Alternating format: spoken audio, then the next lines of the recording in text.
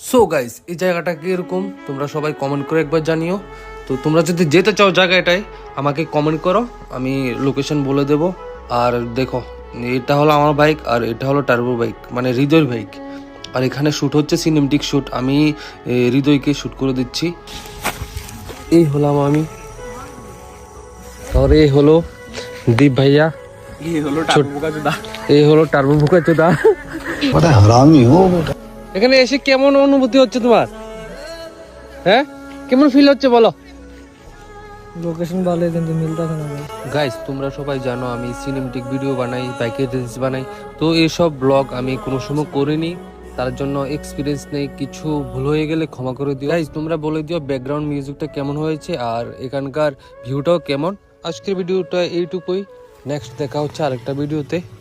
তো সাপোর্ট করো ভাই।